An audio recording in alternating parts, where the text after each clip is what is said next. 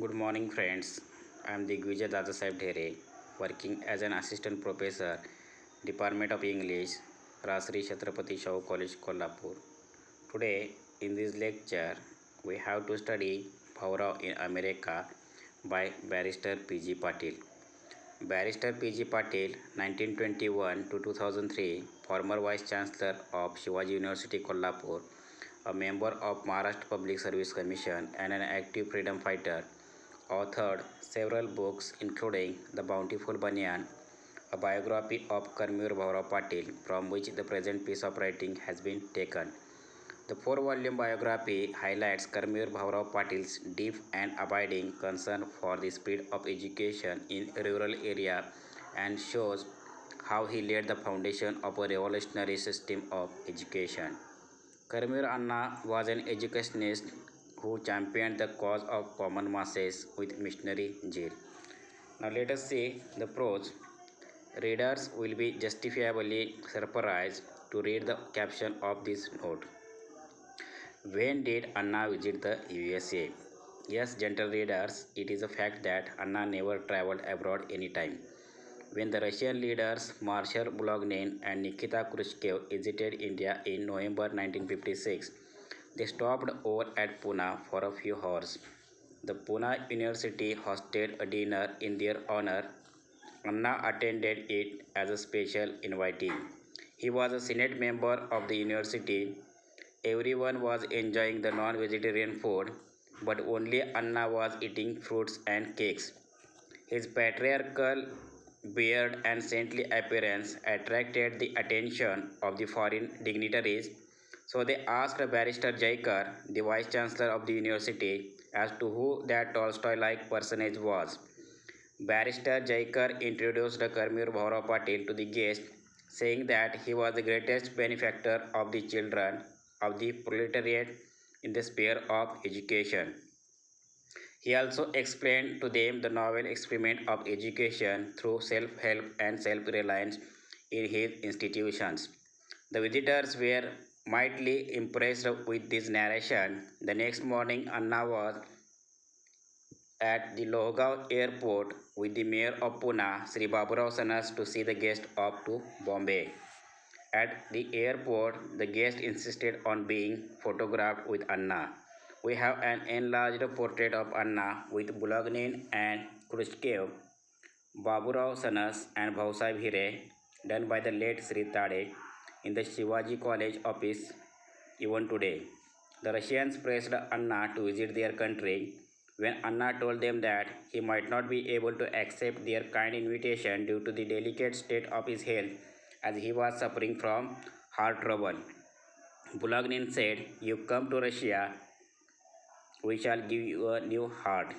Then Khrushchev asked Bhaurao what he would specially like to have for his novel experiment of earn and learn. Anna replied, "This friend of mine, the Honorable Sri Hire, has given me 100 acres of land at Devapur. Our college boys want to till it, so I shall be grateful to you if you would give us 2 tractors for the same." They noted his request, but it was not followed up by us later on. When some of us were studying in London in 1947 to 48, Anna first toyed with the idea of going abroad, but ill health prevented him from doing so. Dr. Matthew went to Canada via London for a conference of the World Council of Churches in 1950, and it was hoped that Anna would be able to accompany Dr. Matthew at that time. But even this second time, he had to drop the plan due to his ill health. Bhaura would often say to me, "You have been to the UK and Europe. I want you and your wife to go on a lecture tour of the world universities, speaking about the problem of Indian education and also about the work of the Rayat Shikshan Samstha Satara. The whole world would then be able to get an idea of what sort of work we are doing at Satara for the children of the masses." He always planned on a global scale.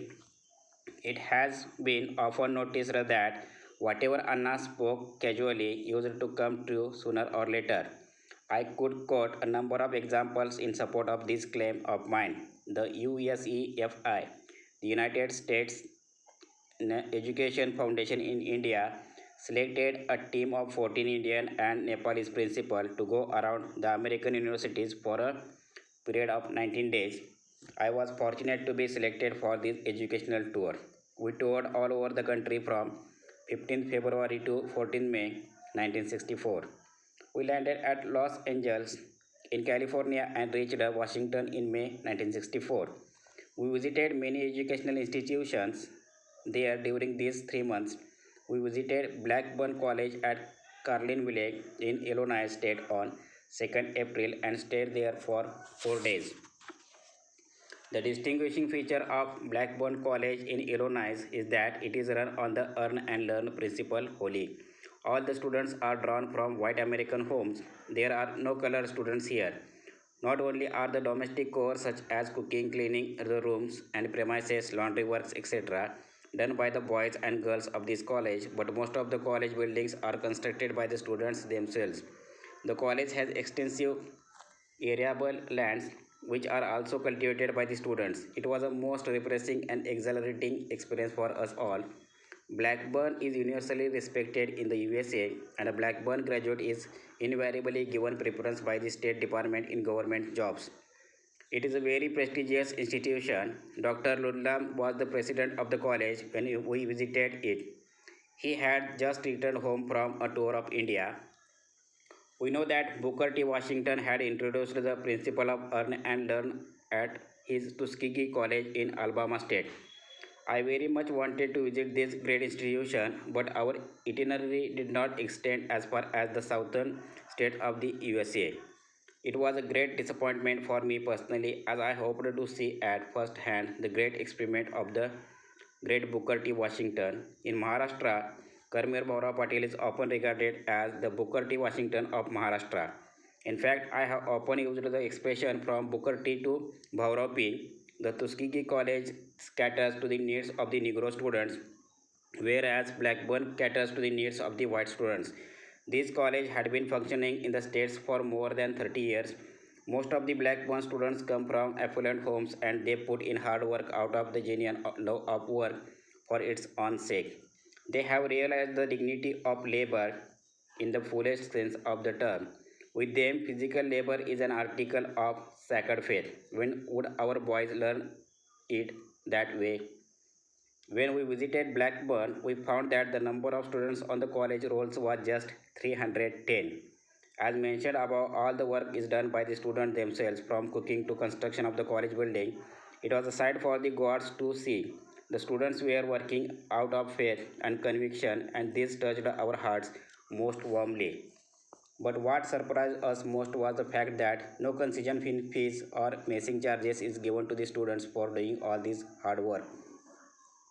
They do it out of a genuine of love and regard for manual work.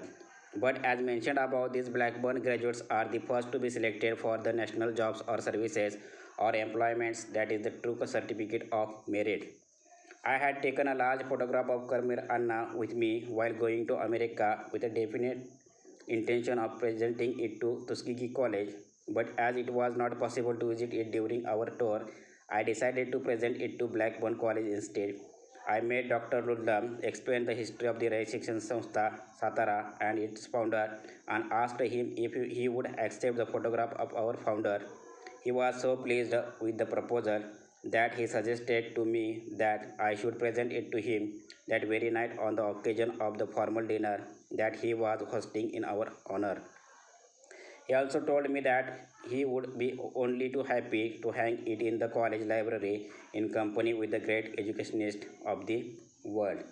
In this way, in Bhaurao, in America, Barrister P.G. Patil explained